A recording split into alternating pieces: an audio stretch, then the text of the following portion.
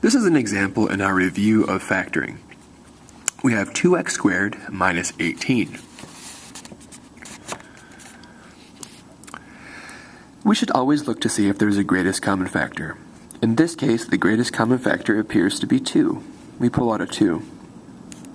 What should go here to get 2x squared? It must be an x squared. We bring down the minus. 2 times 9 will give me an 18. So we have 2 times the quantity x squared minus 9. Do you recognize this pattern?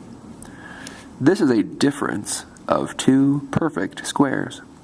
Whenever you see that, you should easily go to 2 binomials. X squared minus 9, the square root of 9 is 3, the signs have to be different, so we put x plus 3 and x minus 3, and this is the completely factored form. Sometimes factoring is very easy. Check out this example. Say we have 3a minus 6. Is this a quadratic? No, it's not. It would have to be a quadratic, the exponent here would have to be a 2. It's not a 2. Since it's not a quadratic, it's not going to break into a product of 2 binomials. In this case, all we can do is factor out the greatest common factor. What is the greatest common factor here? It's a 3. So we pull the 3 out, and we see what's left on the inside. What should we put there so 3 times this gives me 3a? That's clearly an a. We bring down the subtraction sign. What needs to go here so 3 times this gives us a 6? That's certainly a 2. Let's check. 3 times a is 3a minus 3 times 2 is 6. We get 3a minus 6, and so this has been factored completely.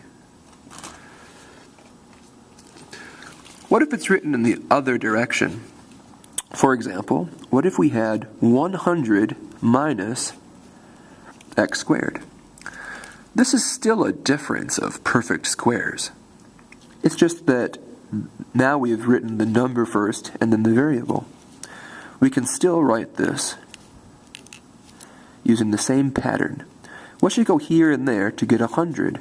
It's a difference of perfect squares after all, so this is a 10 and a 10 because 10 squared is 100.